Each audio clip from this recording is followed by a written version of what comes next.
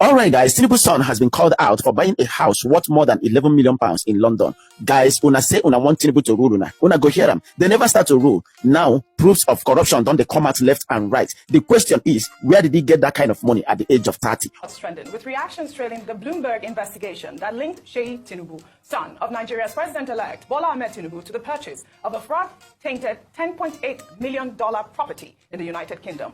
Sheyi was said to have purchased the property in 2017 through Aranda Overseas Corp, an offshore company in which he is a main shareholder. The investigation maintained that there is no suggestion that Tinubu was personally involved in the acquisition of the property. According to the Bloomberg report, the Economic and Financial Crimes Commission in 2016 secured an order to seize the property from Kola Aluko, an ally of Desiani Alison Madueke, former Minister of Petroleum. Interestingly, the forfeiture order was still in force when Tinubu's son bought the house out of receivership. Well, let's take some reactions. This is from Shayo Swombo, who wrote, in 2020, Alpha Beta's MD said in a writ of summons that 500 million naira was diverted to Starcoms, Aranda Resources. We now know Tinubu's son, Sheyi, is its main shareholder. Connecting the dots, Tinubu using Alpha Beta to pay his son, Sheyi, millions. Well, Kweku wrote, so, 6 years ago, while Sheyi Tinubu was still 30 years old, he was able to afford a 7.5 billion naira cash payment for a house in London. A house that was lined up for seizure by the Buhari administration due to corruption ties was suddenly bought over by Tinubu's son, and he paid in cash. Well, Amotaya wrote, from a legal perspective, this is a clean transaction for Sheyi. Don't just look good. To be fair on Sheyi Tinubu, if the property had been on receivership by Deutsche Bank, then it means that it was no longer Aluko's property. With how receivership works, the Nigerian government will not have been able to take it over anyways. It will have just been sold to anyone. Receivership is defined as a legal process in which a creditor, that is Deutsche Bank, assumes ownership of a debtor, Aluko's property, after they default on a mortgage that is secured by a fixed legal charge. Well, the odd question is whether Aluko deliberately defaulted on his mortgage so that the Nigerian government could no longer confiscate it as proceeds of embezzlement allegations. The transaction by Sheyi Tinubu by itself, it's not illegal, but the circumstances are shady. Well, Ayo, this whole conversation was huge on social media. I mean, the first question is, what is Bloomberg's interest in this whole deal? I mean, is the United Kingdom, are they questioning this transaction? Are they questioning the property? Why is Bloomberg interested at this point? Well, Bloomberg is an international media house, and they have a right to investigate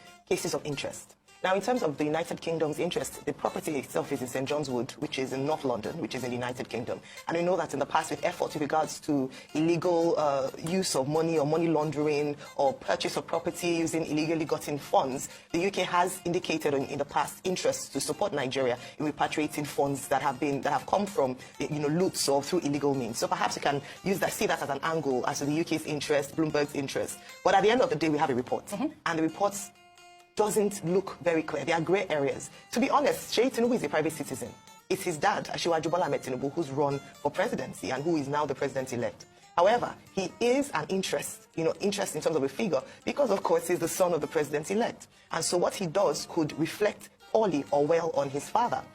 The lawyers have spoken. There's no legal implication, at least up until now, for Asiwaju Bola Ahmed Tinubu, or would affect his swearing in because he's not listed in Aranda. It is his son, Sheyi Tinubu. But then there are other questions, Oji, which some tweets have already suggested. Number one is that this deal is not very straightforward. It was in receivership. The person, the owner, Kola Aluko, Didemokore, were under investigation at the time for corruption, or especially linked to the former Minister of Petroleum, Alison Madueke, Mrs. Desiani Alison Madueke. So it is quite interesting, and I think that this is just the beginning of what really transpired. But what's also important is that we now begin to understand and see the owners of these SPVs, special purpose vehicles, or companies that buy houses. Finally, I just want to say something in terms of the question that was asked with regards to sources of income, because that then becomes a big question. What does Sheyi Tinubu do?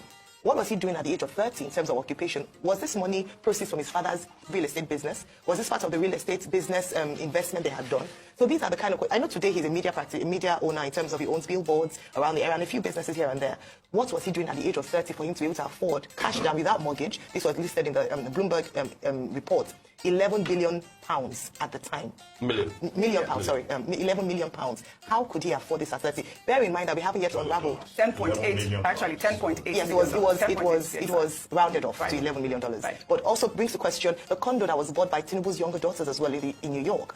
They are private citizens, but then questions must arise as Nigerians as to what's the source of the income. Well, Dr. Patrick Bloomberg did mention that Tinubu was now personally involved in the acquisition, but there was also another report that Bloomberg also mentioned, which is a premium time report that stated that Tinubu and and Buhari had visited that house in London. I mean, this raises a lot of questions as to what really is going on.